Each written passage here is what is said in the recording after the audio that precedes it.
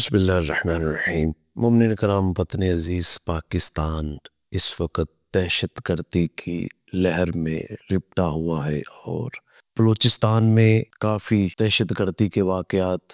پے در پے ہو رہے ہیں، KPK میں بھی ہوئے، اور اس سلسلے میں ایک قومی کانفرنس کا انعقاد کیا گیا کہ ہمارے فوجی جوانوں پر اٹیک کیا جا رہا ہے تو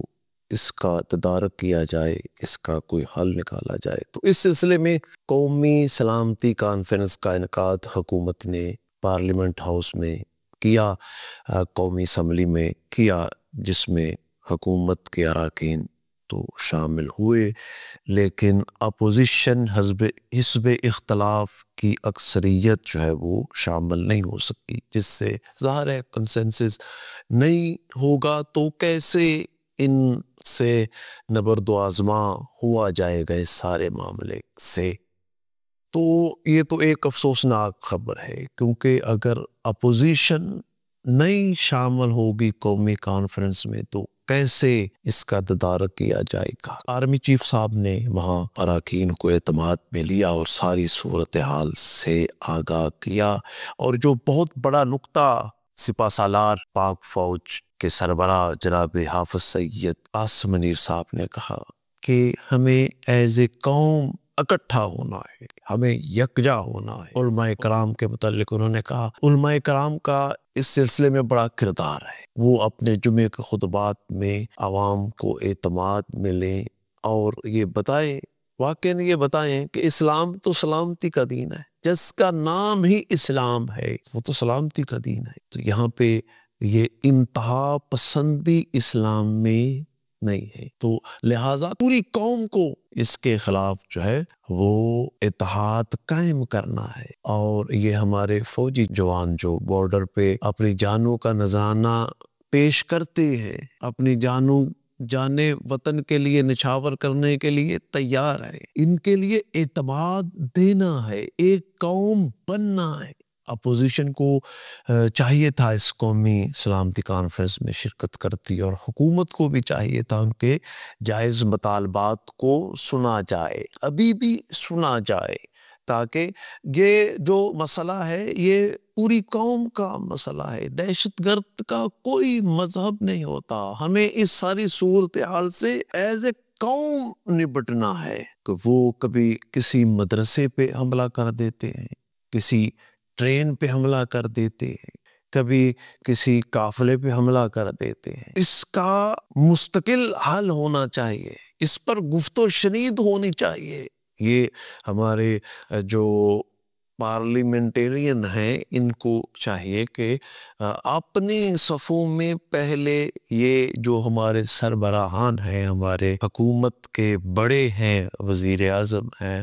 وزیر اعلیٰ ہے، ان کو چاہیے، جو تمام صوبوں کے وزیر اعلیٰ ہیں، ان کو چاہیے کہ یہ سیاستدان پہلے آپس میں اتحاد پیدا کرے، قوم کو اعتماد میں لے، قوم اپنی اس حکومت کے پیچھے کھڑی ہو، اور یہ جو ظالم ظلم کر رہے ہیں وطن عزیز پاکستان کے امن کو خراب کرنے کی کوشش کر رہے ہیں، کیونکہ دیکھیے اس میں کوئی کسی مذہب کا تعلق، قوم کا تعلق، برادری کا تعلق نہیں ہے۔ جو بھی وطن عزیز پاکستان میں رہ رہا ہے، یہاں ہمارے اوورسیز پاکستانی جہاں جہاں بھی رہ رہے ہیں، تو ظاہر ہے ان کے عزیزان، رشتہ دار، بھائی بہن، بیٹے اس پاکستان میں بستے ہیں، سب کے لیے یہ پریشانی کا سبب ہے یہ دہشت گردی کی لہر۔ میرے وطن پاکستان کا امن سب سے پہلے ہمیں عزیز ہونا چاہیے، اور اس کے لیے جب ہم قوم بن کے، وہ کسی بھی بزنس سے تعلق رکھتا ہو،